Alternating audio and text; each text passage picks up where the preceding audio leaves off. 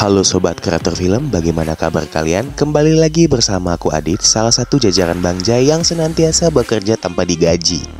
Anyway, setelah beberapa hari yang lalu kita memanjakan mata dengan pertarungan antara kadal raksasa dan Brook Bongsor, kali ini kita sedikit ke genre martial art, tapi fantasi, yang diadaptasi dari sebuah game dengan judul yang sama. Kali ini kita akan membahas alur cerita dari film Mortal Kombat yang dirilis pada tanggal 23 April 2021 kemarin, yang dibintangi oleh beberapa artis terkenal. Dan salah satunya adalah aktor asal Indonesia yang juga merupakan bintang iklan shampoo. Langsung saja tanpa perlu banyak bacot dan kecot lagi, mari kita mulai. Oke.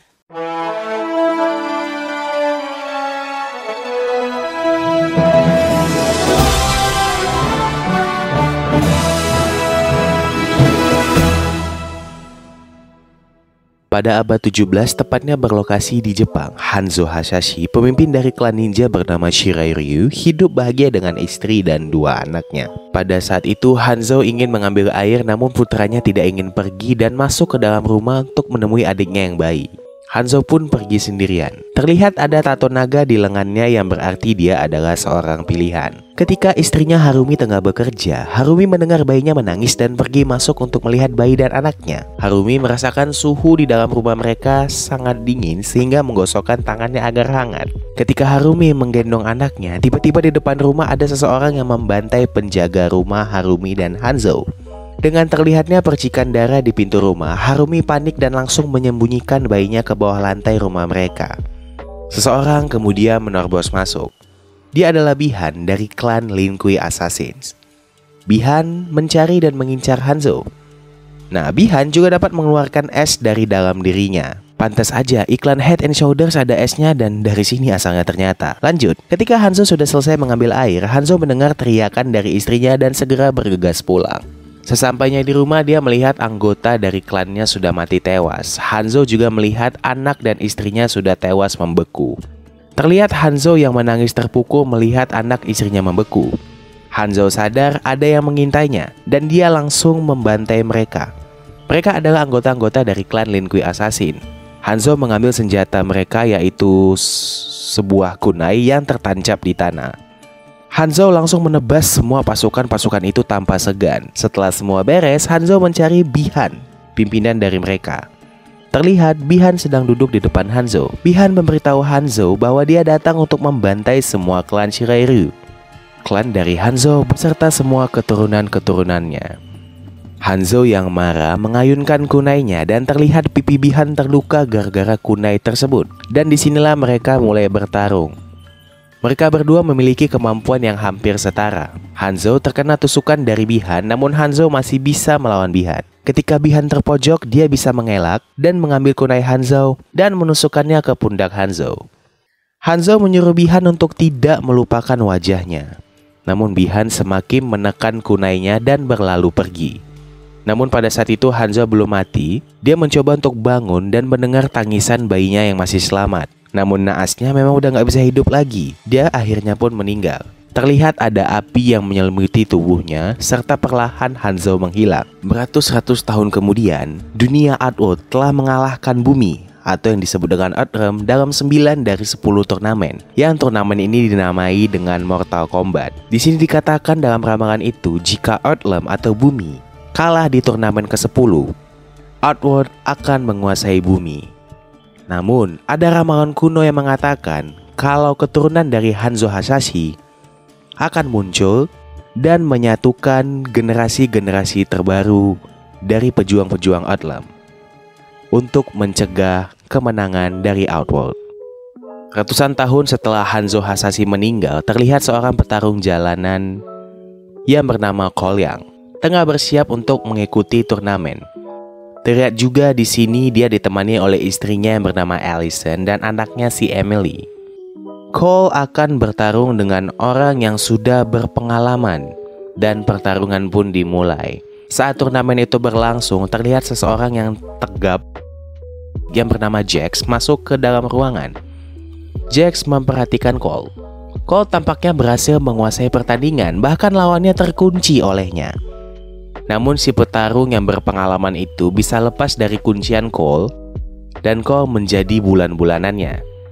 Setelah tak sanggup lagi, Cole menyerah. Adegan kemudian berpindah ke Outworld. Si Bi-Han dipanggil oleh Raja Outworld yang bernama Shang Tsung. Terlihat Bi-Han sudah merubah namanya dan dirinya menjadi Sub-Zero.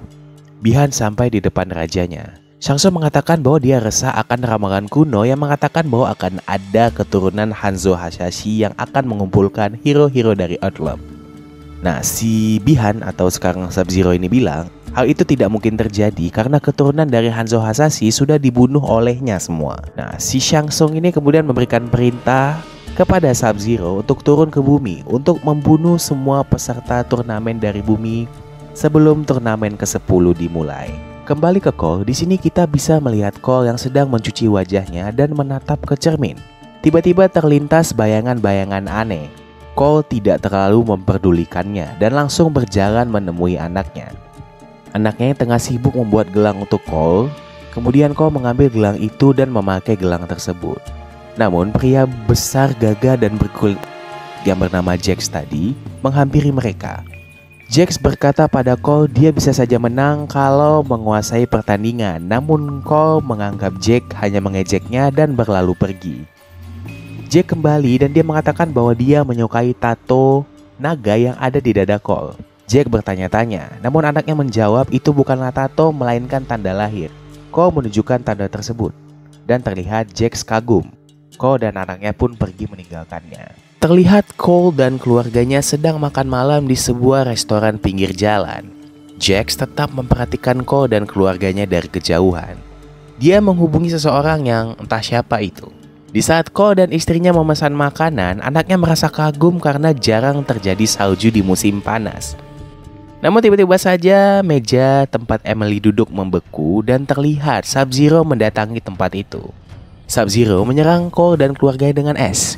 Jax langsung datang menyuruh untuk Cole dan keluarganya untuk masuk ke mobil. Mereka pun melaju. Jax mengatakan bahwa Sub-Zero mengincar orang-orang yang memiliki tato naga. Dan Jax ternyata juga memiliki tato naga tersebut. Tapi ketika mereka belum jauh pergi, tiba-tiba Sub-Zero sudah ada di depan mereka. Jax menyuruh Cole dan keluarganya untuk pergi, sementara Jax akan menghadang Sub-Zero. Sebelum itu, Jax menyuruh Cole untuk menemui temannya yang bernama Sonya Blade dan memberinya alamat wanita tersebut. Sub-Zero memasuki sebuah gedung dan Jax mengikutinya dari belakang.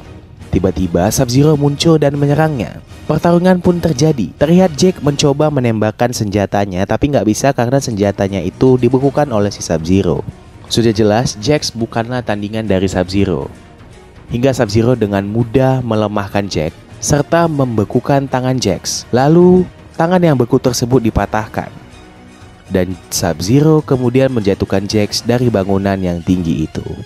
Kembali ke Cole, dia beserta istri dan anaknya sudah sampai di rumah. Dan Cole meminta izin kepada istrinya untuk pergi menemui si Sonya Blade tadi. Istrinya awalnya tampak tak setuju, namun perlahan si istri menyetujuinya.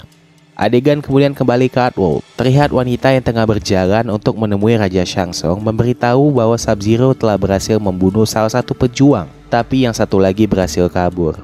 Si raja ini bilang terus untuk mengejar pejuang itu dan gak ingin seorang pun yang lolos. Kembali ke Cole, dia sampai di markas Sonya. Diam-diam Cole masuk sambil mengendap-endap. Kemudian wanita itu datang dan menyerang Cole serta menanyakan siapa dan untuk apa dia ke tempat itu.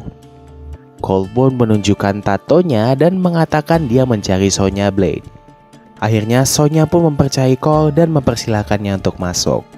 Sesampainya di markas, Sonya menjelaskan kalau dia dan Jax sedang menjalankan misi untuk mencari orang-orang yang bertato naga. Sonya dan Jax meneliti tanda naga tersebut dan ternyata sudah ribuan tahun lamanya tanda itu ada. Tanda itu juga berarti adalah orang yang terpilih untuk bertarung mewakili bumi melawan makhluk-makhluk yang tidak diketahui. Turnamen tersebut seperti yang aku bilang tadi disebut dengan nama Mortal Kombat. Cole merasakan ada orang lain selain dia. Dan Sonya ketika dia berjalan dan menyalakan lampu, benar saja ada seseorang yang tengah terikat. Pria tersebut bernama Kano. Dia bukan orang yang baik karena dia adalah pembunuh bayaran, pengedar narkoba, dan pengedar senjata. Sonya melihat Kano membunuh salah satu orang yang mempunyai tanda naga itu, dan secara ajaib tanda itu berpindah kepada Kano. Kano berbicara kasar dan tidak sopan. Sonya yang tidak tahan langsung memukulnya. Tiba-tiba lampu pun berkedap-kedip.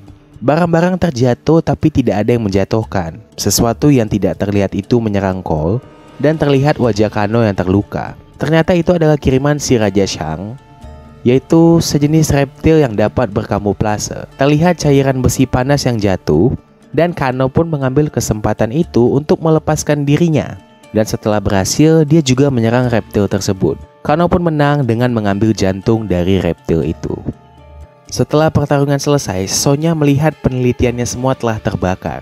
Sonya mempertegas bahwa ada sebuah kuil yang bernama Raiden yang menjadi tempat pelatihan para petarung Mortal Kombat. Kano mengatakan bahwa dia mengetahui di mana letak kuil tersebut. Sonya memohon untuk diberitahu di mana letak kuil itu. Namun Kano menolak karena dia disekap dan dilempar dengan pisau. Akhirnya Sonya memberi penawaran $2 juta jika Kano mau memberitahukan di mana kuil tersebut. Namun Kano bernegosiasi untuk memberinya $3 juta dan Sonya pun setuju. Walaupun sebenarnya Sonya ini gak ada duit sama sekali dan dia hanya menipu si Kano. Keesokan harinya mereka pergi dengan pesawat menuju kuil itu. Terlihat mereka ingin melompat dari atas pesawat dan mendarat di gurun.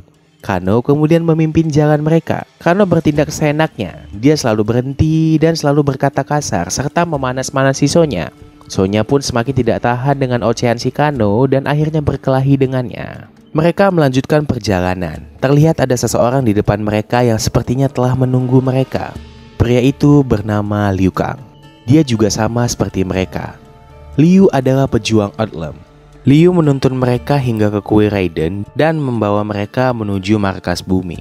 Liu menjelaskan mereka harus menemukan arkana atau kekuatan dari dalam diri mereka masing-masing dengan cepat, karena waktu yang tersisa tidak banyak. Sonya melihat temannya Jax di sana dengan kondisi yang sekarat, dan Liu membawa mereka ke sebuah ruangan yang di dalamnya terdapat si Raiden, Dewa Petir. Raiden menjelaskan jika pejuang bumi sudah kalah 9 kali. Jika kalah lagi dalam pertarungan besok, maka Outworld akan menguasai bumi. Adegan kemudian beralih dengan Liu yang sedang bermeditasi. Dia kemudian menyadari bahwa ada seseorang yang menerobos pintu masuk ke kuil tersebut. Sub-Zero ada di sana. Liu mencoba untuk menahannya. Tapi ya namanya ilmunya nggak setinggi Sub-Zero, Liu Kang pun kalah. Dan ketika Sub-Zero ingin membunuhnya, tiba-tiba ada topi terbang yang menghalangi. Topi tersebut adalah milik Kung Lao, seorang pejuang Outland yang juga merupakan sepupunya Liu. Kemudian si Raja Shang datang. Dia ingin membunuh orang-orang yang tersisa, namun Raiden langsung membuat pembatas yang tidak bisa ditembus oleh siapapun. Setelah kejadian itu, latihan mereka pun dimulai. Cole dan Kano sangat bersemangat, namun di sini Sonya tidak boleh ikut karena dia tidak punya tato naga. Cole mencoba memujuk Liu Kang, namun Liu Kang tidak mengizinkan Sonya untuk ikut bertarung. Sonya kemudian pergi ke ruangan Jax, yang ternyata Jax sudah dipasangkan tangan besi. Kembali ke arena pelatihan, Cole melawan Kung Lao, namun Cole kalah dan belum bisa menemukan kekuatannya. Hal yang sama juga terjadi dengan Kano ketika dia melawan si Liu. Setelah selesai latihan, terlihat Liu yang mengobati Cole. Pelatihan kemudian masih tetap berlanjut. Di sini Jax juga ikut berlatih menggunakan tangan barunya, namun tangan tersebut terlihat masih sangat kecil.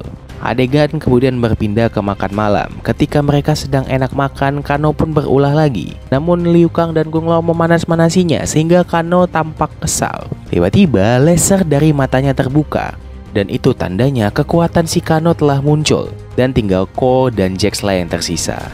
Liu Kang pun melatih Cole kembali dan memberitahunya untuk fokus dengan rasa sakit.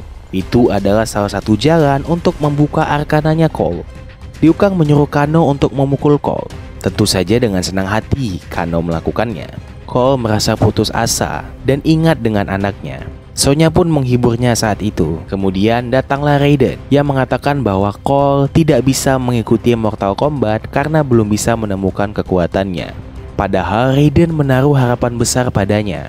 Namun ketika melihat kemampuannya, Raiden tidak yakin. Raiden pun membuka gerbang untuk Cole agar bisa pulang ke keluarganya. Sonya mencoba menghentikannya, namun Cole tetap lanjut pulang.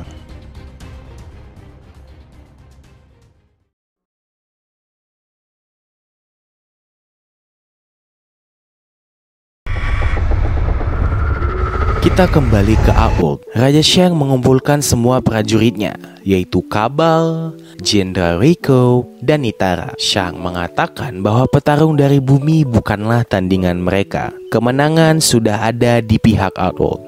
Shang ingin mencari cara bagaimana bisa menembus perisai yang dibuat oleh Dewa Petir. Di sini, Cabal mempunyai ide. Ternyata Cabal adalah temannya Keno. Cabal pun langsung bergegas ke kuil tersebut dan terlihat dia menemui Keno dan memujuk Keno. Kalau si Keno ini mau ikut dengan tim Outworld, maka dia akan kaya dan memiliki banyak uang. Keno pun setuju.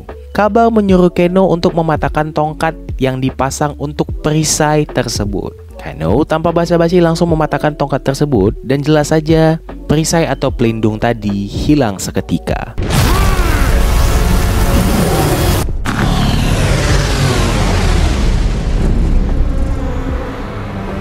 Para pejuang bumi yang tengah latihan pun terkejut melihat Raja Shang datang dan pasukannya bisa masuk. Keno melempar tongkat petir yang sudah dirusaknya itu.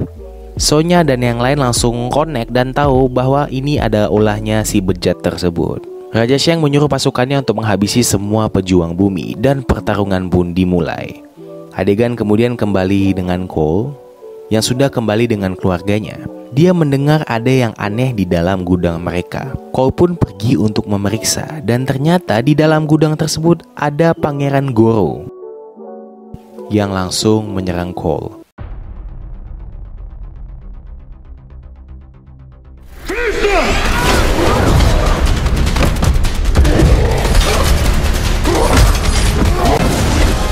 Kembali ke Outworld, Sonya yang tidak mempunyai arkana dikalahkan oleh pejuang Outworld. Tapi Sonya tidak dibunuh oleh si Milena itu karena dia bukan pejuang dari bumi. Milena meninggalkan Sonya, namun Kano datang menghajar Sonya habis-habisan.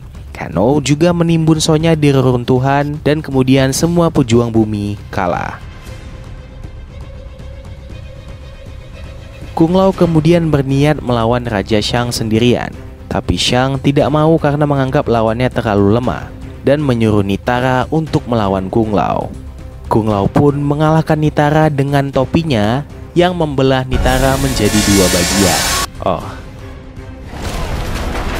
Adegan kemudian berpindah dengan Cole. Dia sedang melawan Pangeran Goro. Di saat sedang terdesak, istrinya mengambil kapak dan memukulkannya ke badan Goro. Sontak, Goro mengejar istri dan anaknya. Terlihat istri dan anaknya ingin pergi mengendarai mobil dan Pangeran Goro memukul mobil itu dengan kapak hingga sedikit peot.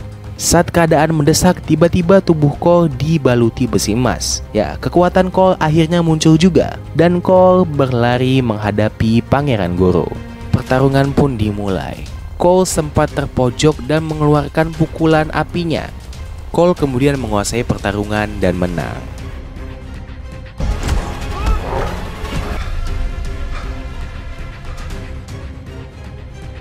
Kembali ke kuil Raiden, Jax yang berusaha menolong Sonya berusaha sekuat tenaga untuk memindahkan batu yang menimpanya. Nah, di sini tiba-tiba arkana atau kekuatan Jax muncul, yaitu tangan besi yang kuat. Raiden membuka kembali lubang petir dan di sana keluarlah Cole. Raiden menjelaskan bahwa Cole adalah keturunan murni dari Hanzo Hasashi. Di sini Raja Shang terlihat terkejut. Dia tentu tidak ingin membiarkan Cole hidup. Raiden kemudian membuka kembali gerbang petir itu dan membawa para pejuang itu pergi. Shang yang tidak ingin mereka pergi menyuruh Sub-Zero menyerang Cole. Dan ketika Cole ingin berteleportasi, serangan dari Sub-Zero membuat Cole terpental. Kung Lao yang melihat langsung ingin menolong Cole, namun dihentikan oleh si raja itu. Raja itu menghisap jiwa dari Kung Lao. Liu Kang yang mengetahui saudaranya disakiti oleh Shang kemudian mencoba menyelamatkannya, tapi malah dihentikan oleh Cole. Mereka dibawa Raiden ke Void, yaitu tempat antara alam manusia dan alam dewa. Di sana Outworld gak akan bisa menyerang mereka. Raiden pun memberikan kunai Hanzo kepada Cole dan mengatakan bahwa Hanzo akan ada bersamanya. Cole pun mempunyai ide untuk melawan Outworld satu persatu agar mereka melemah. Mereka memutuskan untuk berpencar. Jax dikirim ke tempat di mana Reiko berada. Sonya dikirim untuk melawan Kano. Cole dan Liu Kang akan melawan Cabal dan Milena. Lalu mereka berencana setelah mereka menang, mereka akan melawan Sub-Zero karena Sub-Zero lah yang paling kuat. Pertarungan pun berlangsung.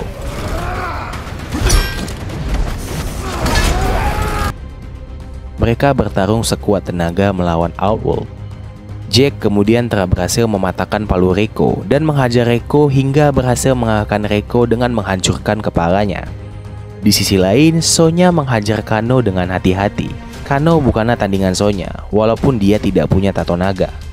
Sonya melemparkan sesuatu ke wajah Kano hingga laser matanya pun tidak berfungsi lagi. Mereka melanjutkan pertarungan saat Sonya sedang terdesak karena Kano mencekiknya. Kemudian Sonya menancapkan sebuah batu ke mata Kano hingga Kano tewas dan tato naga tersebut berpindah ke Sonya. Di sisi lain, di sini Liu mencoba mengalahkan Kabal dengan menggunakan kekuatannya, sehingga Kabal kemudian terpojok dan berakhir di dalam sebuah batu aspal. Liu yang tidak ingin membuang kesempatan langsung mengeluarkan naga api dari tangannya dan alhasil Kabal habis dilahap naga api tersebut.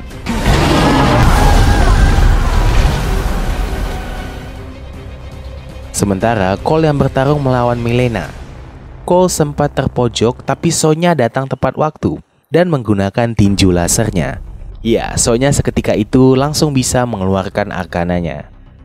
Adegan kemudian beralih dengan anak dan istrinya Cole. Mereka akan pergi supaya tidak ada makhluk yang mencari mereka. Namun ternyata di depan pintu rumah sudah ada si Sub-Zero. Kemudian Sub-Zero muncul di hadapan Cole ketika Sonya dan Cole berhasil mengalahkan Milena. Sub-Zero memancing Cole untuk mengikutinya dengan cara menunjukkan gelang anaknya. Dan Sub-Zero pun berlalu pergi. Cole yang terpancing kemudian mengejar Sub-Zero. Istri dan anaknya juga disekap dengan es sama seperti anak dan istri Hanzo dulu. Cole yang marah kemudian menghajar Sub-Zero. Namun ya namanya Cole juga baru punya ilmu, Sub-Zero terlalu kuat untuk Cole hingga Cole terpental. Saat terdesak, Cole mengeluarkan kunai, namun Sub-Zero bisa dengan mudah membalikkan kunai itu kepada Cole.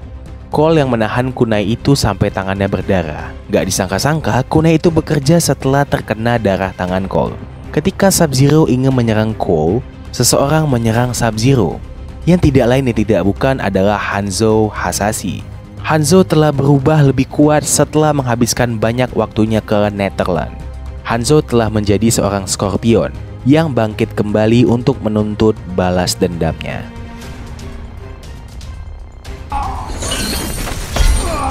Dua ninja yang sama-sama kuat itu pun bertarung. Scorpion memberitahu pada Sub-Zero, masih ingatkah dia dengan wajahnya? Sambil membuka topengnya. Sub-Zero kemudian mengeluarkan pedang esnya dan kembali bertarung dengan Scorpion.